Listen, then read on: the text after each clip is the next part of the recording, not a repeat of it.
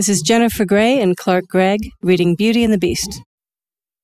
Once upon a time, in a far-off country, a successful merchant lived in a lovely cottage in the forest with his 2 sons and 2 daughters. Whenever one of his ships came into port, he would travel to town to sell the goods that they brought back, and every time his children would ask him to bring things back for them. "I want a great sword encrusted in jewels," said his sons. I want a golden harp with strings made from silk, said one of his daughters. The oldest child, however, never asked for anything. I just want you to come home safely, she would tell her father. She was such a pretty young woman that her family took to simply calling her Beauty. And this was a fitting name, for Beauty most liked all the beautiful things in life. The sound of birds singing, a sweet line of poetry from a good book, the smell of fresh flowers blooming. "Are you sure there is nothing I can bring you?" asked her father before he left. "The other children have asked for so much." Beauty thought about it for a second before answering. I would love for you to bring me a rose, she said. We don't have them here in the forest, and I do love the way they smell. The merchant agreed with a smile, and giving his horse a kick, he was off. But when he got to town, he found out that his ship had been damaged in a bad thunderstorm, and there were no goods to be sold. With no money for gifts, he sadly decided to return home. But soon the thunderstorm reached the land, engulfing everything in rain and wind and lightning. By the light of his lantern, the merchant saw a great castle in the distance and decided to ask for shelter. He was so tired that he didn't notice that the storm mysteriously cleared when he approached the castle. He found the front door open, and with no response to his calls, he entered. The palace was beautiful, but strangely empty. The merchant wandered into a room where a fire was burning, and a chair was drawn up close to it. Exhausted, the man quickly fell into a deep sleep.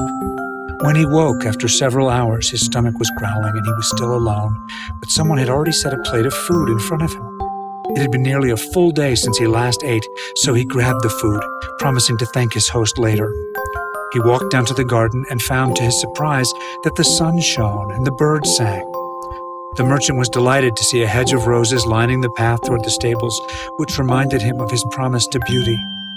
He had stopped to gather one when he was startled by a strange noise behind him. Turning around, he saw a fearsome and angry-looking beast. "Who said you could take my roses?" the beast asked in a terrible voice. "Was it not enough that I fed you?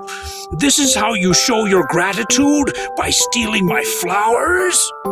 The merchant, terrified by these furious words, dropped the rose and threw himself on his knees. "Pardon me, noble sir," he said. "I am truly grateful for your hospitality, and I didn't realize you would be offended by my taking such a little thing as a rose." But the beast's anger was not lessened by this speech. "You may be quite good with excuses and flattery," he cried, "but that will not save you from the death you deserve." In despair, the merchant began to tell the beast of all his misfortunes, the reason for his journey, and his daughter's request. "A king's ransom would hardly have paid for all that my other children asked," he said, "but I thought that I might at least take Beauty her rose. I beg you to forgive me, for I meant no harm." The beast considered this for a moment. "I will forgive you on one condition," he said, "and that is that you will give me one of your daughters." "Ah," cried the merchant, "even if I were cruel enough to save my own life at the expense of one of my children's, what would I say to make her come here?" "You mustn't force her to come," answered the beast. "See if any one of them is courageous enough to save your life. In 1 month, if none of your daughters is willing to come, you must say goodbye to them forever and return alone. If you fail to keep your promise, I will come after you myself," the beast added grimly. The merchant reluctantly accepted the offer, thinking none of his daughters would agree to come to the castle. The beast gave him a rose for Beauty and allowed him to leave. When he finally returned home, his children were upset that he didn't have any gifts for them. When he told them about the castle and the promise he made, his sons vowed to go to the castle and kill the beast.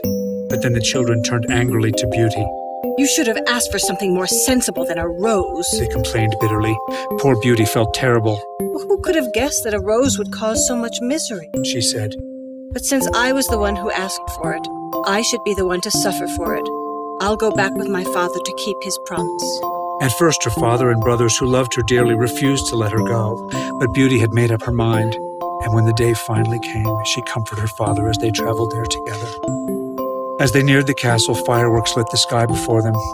When they reached the avenue of orange trees, there were statues holding flame torches, and they could see the palace was illuminated from the roof to the ground, with music sounding softly from the courtyard. Beauty couldn't help admiring all the wonderful things she saw. Once inside the castle, they found a fire burning and a table set with a delicious supper for two.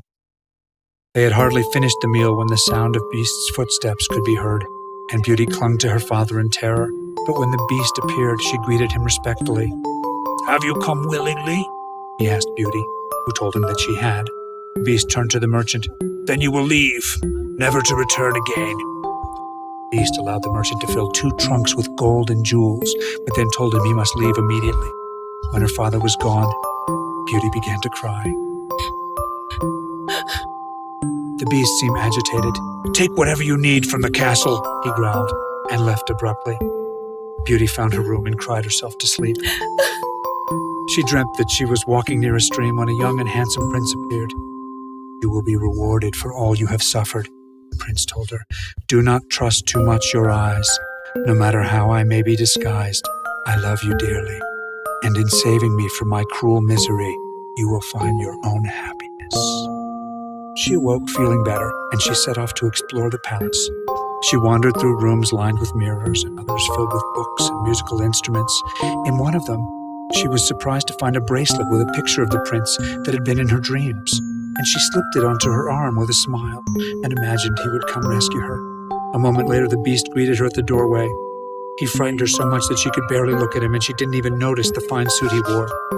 He asked her what she thought of the palace, and as they talked, she began to think he wasn't nearly as terrible as he seemed. But when he got up to leave, the Beast asked gruffly, "Do you love me, Beauty?" Without thinking, she said, "No, you're a beast." And then looked down at her new bracelet. "Good night, then, Beauty," the Beast replied, as he ran off abruptly. She was relieved that he didn't attack her. After that, the days took on a similar pattern. There were plenty of wonderful rooms and gardens in the palace to entertain her, but every evening after supper, the Beast came to see her, and always, before saying goodnight, he asked in his terrible voice, "Beauty, do you love me?" Beauty, thinking of the prince of her dreams, always answered politely, "No, Beast." But the longer Beauty stayed at the castle, the less she was afraid of the Beast. She began to notice that he was actually very polite when he came to see her, and even seemed to be a little nervous. After a while, it occurred to Beauty that the Beast seemed more scared of her than she was of him. She also found that she began to enjoy spending time with the Beast. Beneath his fearsome looks, he was actually very thoughtful and caring, and she felt sad because each night when she refused to marry him, he went away so sorrowfully. But at night, her dreams of the handsome prince soon made her forget about the poor Beast. She concentrated all of her thoughts on what the prince had told her. "Distrust all appearances. Let your heart guide you instead of your eyes." Beauty found that she was quite content at the castle with the Beast, but she also missed her family dearly and wondered how she would ever find her prince. One night, seeing her looking very sad, the Beast asked what was the matter. She told him she wished to see her home once more. Though the Beast seemed sadly distressed, to her surprise, he said she could go home. "It makes me sad to see you go," said the Beast in as soft a voice as she had ever heard from him, "but I want you to be happy." He handed her a beautiful ring and said, "If ever you choose to return, just put this ring on your finger and you will be back at my castle." And with that, he left her alone. When Beauty arrived back home, her family was overjoyed to see her. When she told her father about her dream of the prince, the part about not trusting appearances made him stop and think about the Beast, and how he was so kind to them despite his appearance. But he was too overjoyed to have his daughter back, and the family went to celebrate. But although Beauty was glad to be back with her family, she also missed the castle and its beautiful rooms, and even her talks with the Beast. And she soon noticed that she did not dream of the prince anymore. Instead, after a few weeks, she began to have a different dream. In it, she was wandering through the palace gardens when she heard groans of pain from a nearby cave. She ran over to find the Beast stretched out upon his side, looking weak and frail. After having this dream for several nights, she became very worried about the Beast. She decided she should go back to the castle to check on him. Despite protests from her family, she put the Beast's ring onto her finger, and she was magically transported back to the palace. She called out for the Beast, but he didn't come to her. Finally, she remembered the cave from her dream and ran out to the gardens. Looking around, she saw a familiar path and walked down it, coming to the very same cave she dreamed about. She ran inside and found the beast lying motionless. Oh, he's dead. She cried bitterly. I should never have left him alone here. She wept and put her hands over her face, but then she heard the sound of the beast moving. "Beauty," he said, weeping. Oh, how you frightened me. She cried. I never knew how much I loved you until we were apart. "Can you really love such an ugly creature?" the beast asked faintly. Yes, beast. I love you more than anything else in this world. The beast, suddenly sounding stronger and stronger, began to tell her a story in a gentle voice. "When I was younger, a witch came to my castle. Seeing the warts on her face and her ugly green skin, I refused to let her in. So she put a curse on my entire palace. Because I had judged her by her appearance, she turned me into a terrible-looking beast, and she said I would die unless I could earn the true love of a good woman." Beauty suddenly realized that she had heard this voice before. The beast stood up and he began to sparkle with light, until the light became so bright that Beauty had to close her eyes. When she opened them, she saw that the handsome prince from her dreams stood where the beast was. Hand in hand, the two left the cave and found that the castle had come to life with lights and music, and in the sky, in letters all made of fireflies, was written, "Long live the prince and his bride."